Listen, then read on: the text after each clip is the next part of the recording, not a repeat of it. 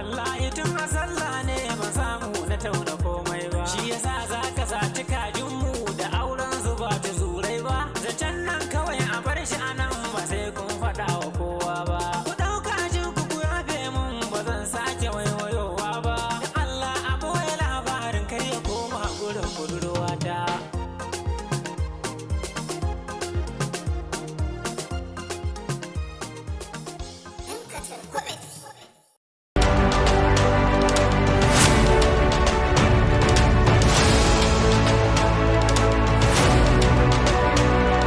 Supramundan power always stands questionable.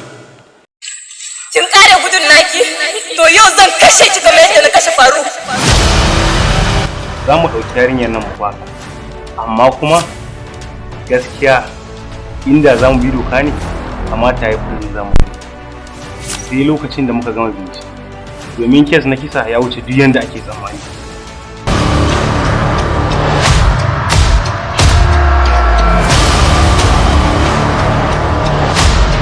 to mu ne ita fa yau sai mu daukon sa a gidan nan fa to mu ne ita a gidan nan kuma canza gidan nan muta a fito mana ita mu ga ji don abun ba ya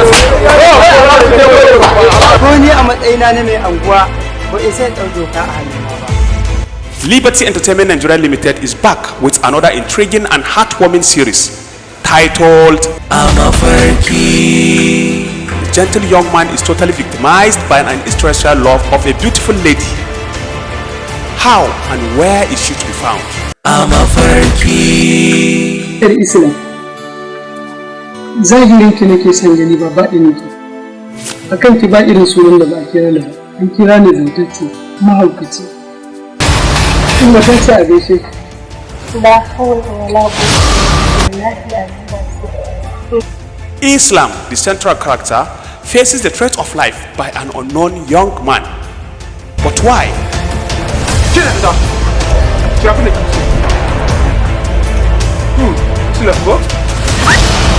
Find out in Amafarki. A series of mysterious deaths occurred. Unveil the mystical saga, love, mysticism, and conflict, all in Amafarki.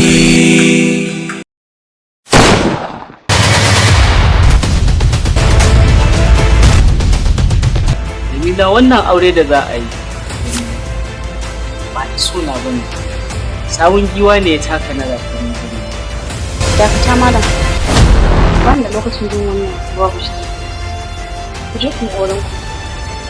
Allah haɗa kowa da gabansa. Idan ka shirya tafiya ga ko. A film produced by MNDCU and directed by Ibrahim Okafor Hansi. Don't afford to miss it as it hits your screen. Maganan ku sai dai ku rika jingina wa kaddara, wannan kaddaran da ku kuka janyo ta da kanku.